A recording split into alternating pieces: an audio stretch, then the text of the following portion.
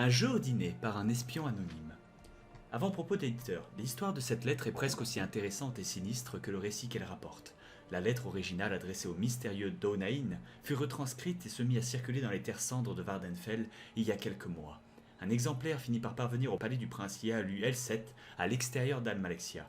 On peut supposer que le prince aurait été furieux en lisant cette lettre, qui critique son Altesse avec une grande malignité, mais la réalité en fut tout autre. Le prince et sa mère, la reine Barenzia, en firent des copies reliées qu'ils envoyèrent à toutes les bibliothèques et librairies de Morrowind. Le prince et la reine n'ont jamais déclaré officiellement si les faits relatés dans la lettre sont réels ou fictifs. La maison Dress a publiquement dénoncé cet ouvrage, et malgré ce que sous-entend la lettre, aucune personne du nom de Donain n'a de lien avec la maison. Nous laissons au lecteur la liberté de se faire sa propre opinion. Nerisgan, éditeur. Sombre seigneur Donain, vous avez réclamé une description détaillée des événements de la nuit dernière et des raisons qui m'ont poussé à demander une autre affectation à la maison Dress. J'espère vous avoir bien servi en tant qu'informateur à la cour du prince L7. Un homme, comme je l'indiquais dans mes précédents rapports, pourrait donner des leçons à Molek Bal en matière de complot. Comme vous le savez, j'ai passé presque une année entière à me faire une place au sein de son cercle de conseillers. Il avait besoin d'amis quand il est arrivé en Morrowind, et il s'est rapidement entouré d'un groupe composé de moi-même et de quelques autres. Cependant, il ne faisait confiance à aucun de nous, ce qui n'est pas surprenant étant donné sa position sociale et précaire dans la société de Morrowind. Je me permets de vous rappeler que le prince est le fils aîné de Barenzia, qui était autrefois reine de Morrowind et reine du royaume des refuges à Outroche. À la mort du roi Edward, son mari et le beau-père du prince L7, une lutte de pouvoir éclata entre le prince et la fille d'Edward, la princesse Elisana. Bien que l'on ne connaisse pas tous les détails de l'affaire, il est clair que Elisana l'emporta. Après son couronnement, elle bannit L7 et sa mère, Barenzia. L'autre enfant de cette dernière, Morgia, avait déjà quitté la cour pour se marier et devint reine du royaume de Printer dans l'archipel de l'automne. C'est seulement l'année dernière que Barenzia et L7 traversèrent le continent pour revenir à Morrowind. Ils furent bien reçus par l'oncle de Barenzia, notre roi actuel, Yaluatin Lethan, qui avait hérité du trône après l'abdication de Barenzia 40 ans plus tôt. Barenzia souligna le fait qu'elle ne souhaitait pas reprendre le trône, désirant simplement se retirer dans son domaine familial. L7, comme vous le savez, est demeuré à la cour et nombreux sont ceux qui ont pensé que même s'il a perdu le trône de refuge, il compte bien prendre celui de Morrowind à la mort de Lethan. J'ai tenu votre seigneurie impie à informer des agissements du prince, de ses réunions et de ses complots, vous donnant également les noms et les caractéristiques de ses autres conseillers. Comme vous devez vous en souvenir, j'ai souvent soupçonné que je n'étais pas le seul espion à la cour d'L7. Je vous ai parlé d'un certain conseiller d'Honmer, qui ressemblait à un homme que j'avais aperçu en compagnie de Thaler Sarioni, le grand chanoine du temple des tribuns. Un autre, une jeune nordique, a visité la forteresse impériale de Balmora. Bien entendu, cela pouvait faire partie des propres plans d'L7, mais je ne pouvais pas en être certain. Je commençais à me croire aussi paranoïaque que le prince, quand je me mis à douter de la loyauté du chambellan du prince Burgess, un breton qui était à son service depuis l'époque où il résidait à refuge. Du drama, c'est une cour d'espions. C'était très triste tout ça, du drama. Voilà pour ce qui s'est passé avant cette nuit, la nuit dernière. Hier matin, j'ai reçu une brusque invitation à dîner avec le prince. Méfiant, j'ai alors envoyé un fidèle serviteur de la maison Dress pour espionner le palais et me rapporter tout ce qui pourrait paraître suspect. Juste avant le dîner, il vint me raconter ce qu'il avait vu. Un homme, encapuchonné et vêtu de haillons, avait été admis au palais, où il était resté un certain temps. À son départ, mon serviteur réussit à apercevoir son visage sous le manteau. Il s'agissait d'un alchimiste de sinistre réputation, connu comme l'un des plus grands fournisseurs de poison de la région. Fin observateur, mon serviteur remarqua que lorsqu'il était entré au palais, l'alchimiste traînait derrière lui une odeur de vil-blé, de verre amer et de quelque chose de très sucré. Quand il repartit, il n'y avait plus d'odeur. Il en avait déduit la même chose que moi. Le prince s'était procuré des ingrédients pour préparer un poison. Le verre amer est déjà mortel lorsqu'il est mangé cru, mais les autres ingrédients suggéraient quelque chose de plus subtil. Comme votre seigneurie noire, impie et démoniaque peut s'en douter, je me rendis au dîner ce soir-là, prêt à toute éventualité. Tous les conseillers du prince L7 étaient présents, et je remarquai que tous semblaient nerveux. Bien naturellement, je pensais être en plein dans un nid d'espions, et tous semblaient au courant de la mystérieuse entrevue du prince. Certains d'entre eux étaient probablement au courant de la visite de l'alchimiste, tandis que les autres s'inquiétaient simplement de la nature de la convocation du prince. D'autres encore réagissaient inconsciemment à la nervosité de leurs camarades mieux informés qu'eux. Le prince, cependant, était en bonne disposition et il détendit l'atmosphère. À 9 heures, nous nous rendîmes tous dans la salle à manger où le festin avait été préparé. Et quel festin! Grappes au miel, civet, viande rôtie accompagnée de différentes sauces et toutes sortes de poissons et de volailles préparés avec art. À nos places étaient disposés des flacons en cristal et en or, remplis de vin, de flin, de chêne et de mast à déguster en fonction des plats. Aussi attrayant que pouvaient être toutes ces effluves, je ne pus m'empêcher de penser qu'on pouvait facilement dissimuler un poison dans une telle débauche d'épices et de saveurs. Pendant tout le repas, je fis semblant de manger et de boire, mais je me montrai prudent et n'avalai rien. Finalement, on débarrassa les plats et une soupière de bouillon épicé fut placée au centre de la table. Le serviteur qui l'avait apporté se retira et ferma la porte derrière lui.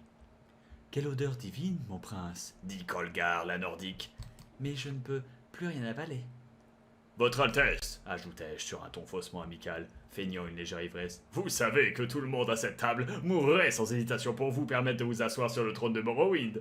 Mais est-il vraiment nécessaire de nous empiffrer jusqu'à ce que mort s'en suive? Les autres convives acquiescèrent en marmonnant. Le prince L7 se mit à sourire. Je vous jure, mon sombre seigneur, par Vermina le pourvoyeur, que même vous n'avez jamais vu un tel sourire. Comme c'est amusant. Voyez-vous, j'ai reçu la visite d'un alchimiste aujourd'hui. Comme certains d'entre vous le savent sûrement, il m'a montré comment créer un merveilleux poison et son antidote. Une puissante potion convenant parfaitement à mes desseins, car une fois ingérée, aucun sortilège de soin ne peut en annuler les effets. Seul l'antidote contenu dans la soupière peut vous sauver d'une mort certaine. Et quelle mort! D'après ce que j'ai entendu dire, je suis impatient de voir si ces effets sont semblables à ce que m'a décrit l'alchimiste. Cela devrait être horriblement douloureux pour ceux qui en sont les victimes, mais assez distrayant. Personne ne dit mot. Je pouvais sentir mon cœur battre dans ma poitrine. Votre Altesse, dit Alara le Dunmer, que je suspectais d'être lié au temple, avez-vous empoisonné quelqu'un à cette table? Vous êtes très perspicace, Alara, répondit le prince L7 en jetant un regard à chacun des convives. Ce n'est pas étonnant que j'apprécie d'autant vos conseils. D'ailleurs, j'apprécie tous ceux qui se trouvent ici. Il serait peut-être plus simple de vous dire que je n'ai pas empoisonné. Je n'ai pas empoisonné ceux qui ne servent qu'un seul maître, ceux qui me sont sincèrement fidèles. Je n'ai pas empoisonné ceux qui veulent voir le roi L7 accéder au trône de Morrowind. Je n'ai pas empoisonné ceux qui ne sont pas des espions de l'Empire, du Temple, de la maison Telvanni, de la maison Edoran, de la maison Andoril et de la maison Dress. Votre noire seigneurie, il m'a regardé droit dans les yeux en prononçant ces derniers mots. J'en suis persuadé. Je suis entraîné à ne pas laisser les expressions de mon visage me trahir, mais je me suis immédiatement mis à penser à toutes les rencontres secrètes que j'avais eues, à tous les messages codés que je vous avais envoyés à vous et à la maison. Que pouvait-il savoir? Que pouvait-il soupçonner, même sans certitude aucune? Mon cœur se mit à battre encore plus fort. Était-ce la peur ou le poison? Je n'osais rien dire, certain que ma foi trahirait mon apparence sereine. Ceux qui me sont fidèles, qui souhaitent la mort de mes ennemis, peuvent se demander comment je puis être certain que le poison a bien été avalé. Est-il possible que le coupable, ou oserais-je dire, les coupables, se soient montrés méfiants et n'aient fait que feindre de manger de moi? Bien entendu. Mais même le plus habile des acteurs doit porter un verre à ses lèvres ou faire semblant de manger avec des couverts vides. La nourriture n'était pas empoisonnée, voyez-vous. Les verres et les couverts l'étaient. Si vous n'avez rien mangé par crainte, vous êtes tout de même empoisonné. Et en plus, vous avez raté un excellent repas. La sueur commençait à perler sur mon visage et je me détournai du prince pour qu'il ne se rende pas compte. Tous mes collègues étaient figés dans leur fauteuil. De Kolkar, blanche de terreur, à Kema Ineb, visiblement secouée, en passant par Alarat au front plissé et à Burgess, au regard froid comme une statue. Les questions fusaient dans mon esprit. Le conseil du prince était-il entièrement composé d'espions? N'y avait-il personne de loyal à cette table? Puis je me dis, et si je n'étais pas moi-même un espion? L7 serait-il vraiment capable de le savoir? Nul mieux que ses conseillers ne connaissent la paranoïa et l'ambition du prince. Si je n'avais pas été un espion de la maison Dress, aurais-je été en sécurité pour autant? Un individu loyal pouvait-il avoir été empoisonné à cause d'une erreur de jugement? Ce drama. Les autres devaient penser la même chose, qu'ils étaient loyaux ou pas. La voix du prince interrompit un instant mes pensées débridées. Le poison agit rapidement. Si l'antidote n'est pas pris dans moins d'1 minute, il y aura des morts à cette table. Je ne parvenais pas à déterminer si j'avais été empoisonné ou non. Mon estomac me faisait souffrir, mais cela venait peut-être du fait que je n'avais rien avalé de ce somptueux banquet. Mon cœur cognait dans ma poitrine, et j'eus l'impression de sentir un goût de racine de trama sur mes lèvres. Encore une fois, était-ce le poison ou la peur? Ce sont les dernières paroles que vous entendrez si vous avez été déloyaux envers moi, dit le prince L7 avec ce maudit sourire. En observant ses conseillers s'agiter sur leur fauteuil, Prenez l'antidote et vous vivrez. Pouvais-je le croire? Je me remémorais ce que je savais du prince et de son caractère. Exécuterait-il un espion qui se dévoilerait devant sa cour, ou le renverrait-il à ses maîtres? Le prince était sans pitié, mais les deux possibilités étaient envisageables. Tout ce dîner avait sûrement été orchestré pour créer une atmosphère de terreur. Que diraient mes ancêtres si je les rejoignais après m'être assis à une table et être mort empoisonné dans le déshonneur? Que diraient-ils si je prenais l'antidote, que j'avouais mon allégeance envers vous et la maison Dresse, et que j'étais sommairement exécuté? Et je dois l'avouer, je pensais à ce que vous pourriez me faire après ma mort. J'étais tellement perdu dans mes pensées que je ne vis même pas Burgess sauter de son siège. Je ne me rendis compte que lorsque je le vis prendre la soupière et avaler voracement le liquide qui s'y trouvait. Il y avait des gardes tout autour, mais je ne me souvenais pas de les avoir vus rentrer.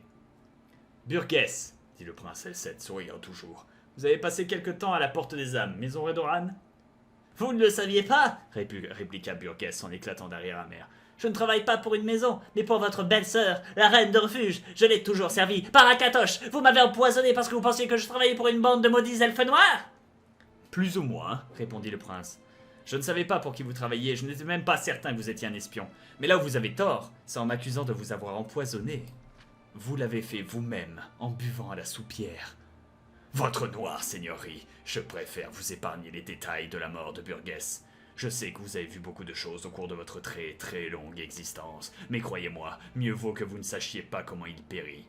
Je voudrais pouvoir effacer de ma mémoire le souvenir de son agonie. Le conseil fut dissous peu de temps après. J'ignore si le prince Elset sait que je suis un espion. J'ignore combien d'autres cette nuit-là, la nuit dernière, étaient sur le point de boire à la soupière avant que Burgess ne le fasse. Je sais simplement que si le prince ne me soupçonne pas encore, cela viendra. Je peux le battre à ce jeu qu'il a appris à maîtriser il y a longtemps. À la cour de refuge, et je supplie votre Altesse impie, sombre seigneur d'Onain, de peser sur la maison Dresse afin de me libérer de cette charge. Note de l'éditeur. Bien entendu, la signature de cet espion anonyme n'apparaît sur aucune copie de la lettre. Le drama psychologique, What?